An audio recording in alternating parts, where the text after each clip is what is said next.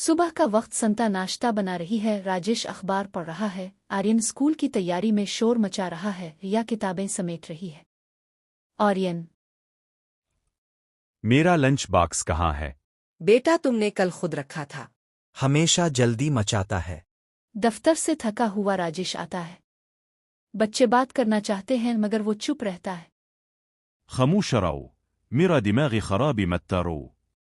Aryan picnic पर जाने की जिद करता है। राजेश गुस्से में इनकार कर देता है। आर्यन रुककर कमरे में चला जाता है।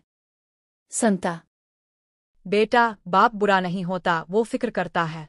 बेटा, घर ईंटों से नहीं दिलों से बनता है। जब दिल टूट जाए तो घर खाली लगता है। राजेश चुप हो जाता है। शर्मा अंकल कहते हैं। राजेश भाई अब पैसा कमाते हैं मगर मुस्कुराहट नहीं बांटते। बच्चे दौलत नहीं मोहब्बत याद रखते हैं।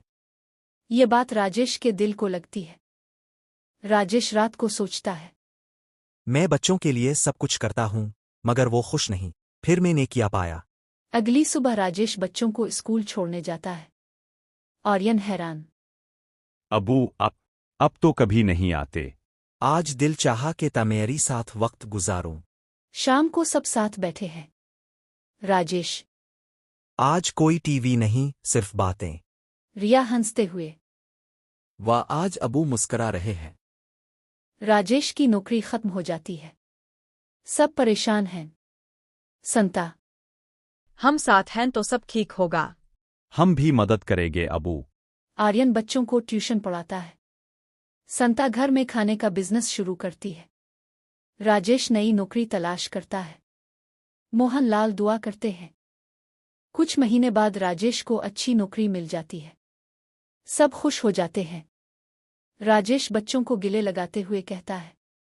मैंने सीख लिया, दौलत नहीं, मोहब्बत सबसे बड़ी कमाई है। सब एक साथ बैठे हैं। मोहन लाल कहते हैं। जब दिल मिल जाए तो घर जन्नत बन जाता है।